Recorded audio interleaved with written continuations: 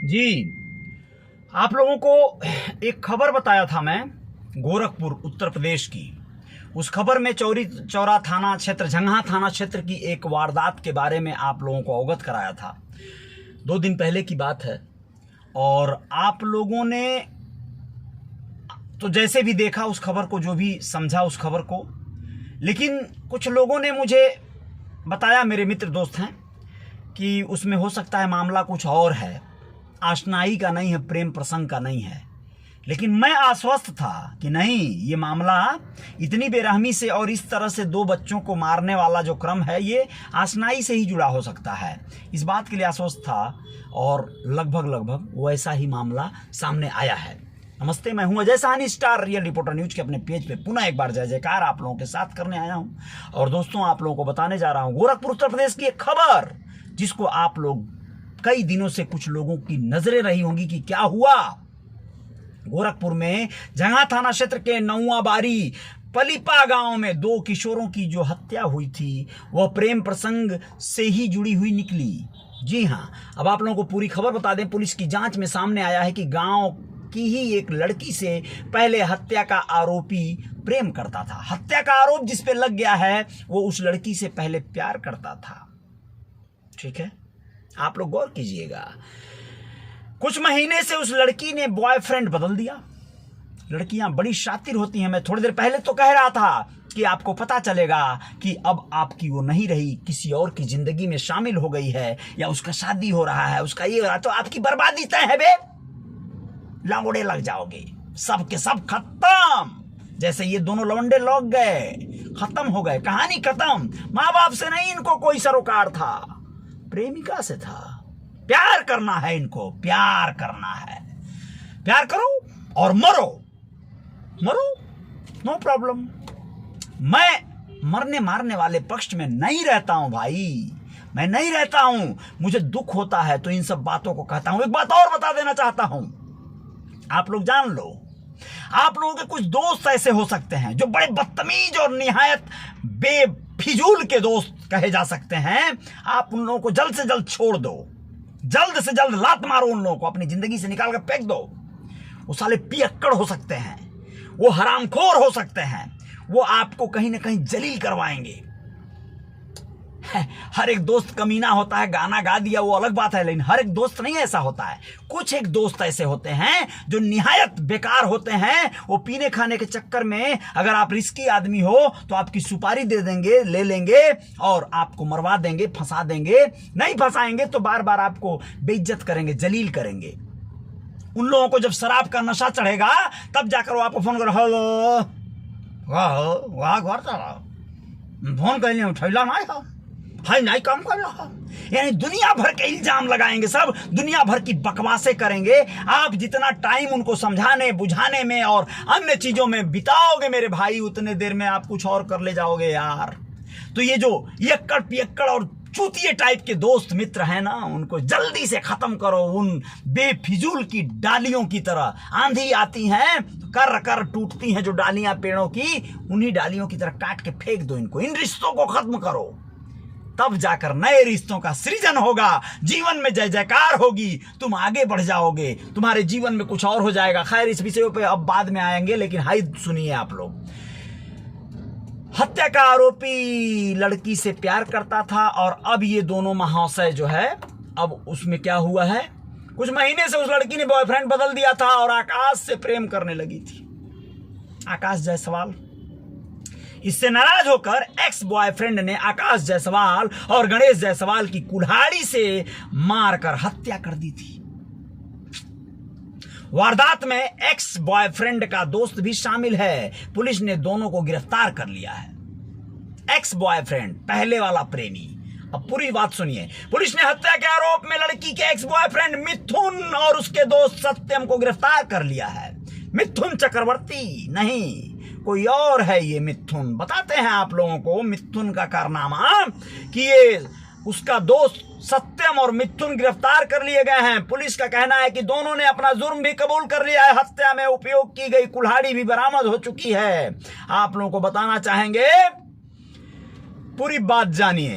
Police सूत्रों का कहना है कि हत्या का मुख्य आरोपी और एक्स बॉयफ्रेंड मिथुन 27 साल का है। देवरिया के रामपुर कारखाना का रहने वाला है। वह डीजे बजाने और गाने का काम करता है। हाय देखो डीजे वाला, ये साले गाने जो कुकर्मी गाने जो बज रहे हैं ना आजकल क्षेत्र में, समाज में, उन गानों ने बहुत जहमत पैदा की है। डीजे वाला है। गांव की जितनी चौचक माल होती हैं सब इन डीजे वालों से, कैमरा वालों से भैया पहले पटती हैं। पहले पक्का है। टेम्पू वाला से बाणी हम नहैले आज शैम्पू से आवता सही हमारे टेम्पू से। टेम्पू भाई कमाल कर देते हैं सब। डीजे बजाता है ये।